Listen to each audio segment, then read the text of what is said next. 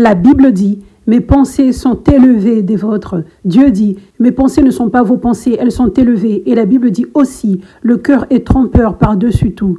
Qui peut lui faire confiance? Cela peut te faire penser, ah, comment je peux me faire confiance en moi-même, n'est-ce pas? Cette écriture qui dit, le cœur est trompeur par-dessus tout, signifie réellement que nous sommes dans un processus de transformation en l'image de Dieu. Donc, plus nous sommes transformés en l'image de Dieu, plus nous pouvons faire confiance en nos cœurs, plus nos cœurs seront alignés avec Dieu. Donc, cette écriture ne parle pas aux croyants matures qui ont été transformés, mais en même temps, le cœur pourrait vouloir quelque chose, c'est un bon désir, pas un mauvais désir, comme dans un certain temps, mais le temps de Dieu est différent.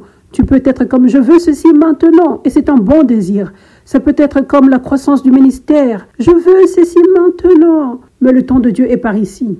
Dans cette circonstance, tu as ce bon désir, mais tu pourrais être distrait par ce bon désir et commencer à être déprimé et ennuyé et avoir de l'amertume envers Dieu, alors que sa volonté est juste différente. Nous devons toujours être alertés que la volonté de Dieu plusieurs fois est différente de notre volonté, son temps est différent. Donc nous ne pouvons pas faire confiance en nos cœurs complètement. Nous devons mettre notre confiance en Dieu. Nous devons savoir que nous pouvons être dans l'erreur des fois. Aussi, cette écriture qui dit « Mes pensées sont élevées des vôtres », sur la même signification. Tu peux avoir de bons désirs, mais ça pourrait ne pas être le temps de Dieu. Dieu pourrait avoir de plus grands plans qui sont plus grands. Ses pensées sont élevées. Je veux faire infiniment au-delà de tout ce que tu aurais pu penser et imaginer. Ne te limite pas. Tu t'accroches à quelque chose, mais ça te limite. J'ai plus.